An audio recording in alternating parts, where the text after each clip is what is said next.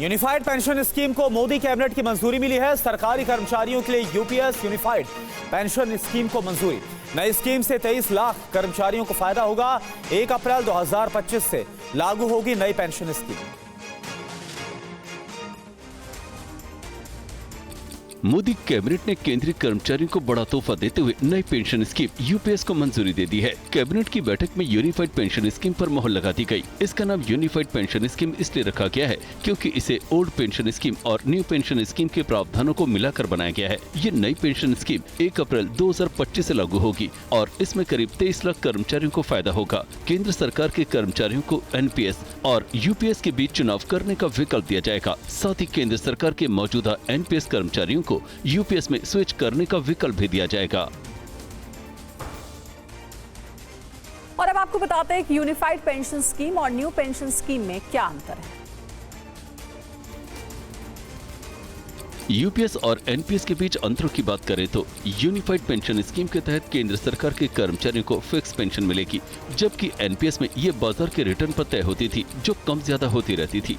UPS में सरकारी कर्मचारियों को फिक्स पेंशन के अलावा एक मुश्त राशि भी मिलेगी और महंगाई दर के हिसाब से ये पेंशन बढ़ेगी, जबकि एनपीएस के कर्मचारियों को बहुत कम रुपए ही मिल रहे थे। यूपीएस के तहत 25 साल की सेवा के बाद आखिरी सैलरी का कम से कम 50% पेंशन सुनिश्चित होगा, जबकि एनपीएस में कोई सुनिश्चित पेंशन नहीं है। यूपीएस में 10 साल की सेवा के बाद 10,000 रुपया सुनिश्चित पेंशन होगी, जबकि एनपीएस में ऐसा कोई प्रावधान नहीं था।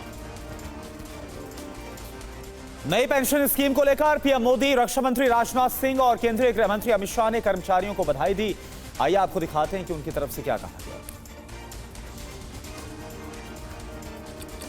यूनिफाइड पेंशन स्कीम पर पीएम मोदी ने कहा है कि देश की प्रगति के लिए कठिन परिश्रम करने वाले सरकारी कर्मचारियों पर गर्व है। यूपीएस इन कर्मचारियों की गरिमा और आर्थिक सुरक्षा को सुनिश्चित करने वाली है। ये कदम उनके कल्याण और सुरक्षित भविष्य के लिए हमारी सरकार की प्रतिबद्धता को दर्शाता है। वहीं रक्षा मंत्री राजनाथ सिंह ने कहा कि योजना से लाखों केंद्रीय कर्मचारियों को लाभ होगा। साहसिक फैसले के पीएम मोदी को धन्यवाद देता हूँ। गृह मंत्री अमित शाह ने भी बधाई देते हुए कहा कि स्कीम की मंजूरी के साथ मोदी सरकार ने कर्मचारियों की वित्तीय सुरक्षा के प्रति अपनी प्रतिबद्धता दोहराई।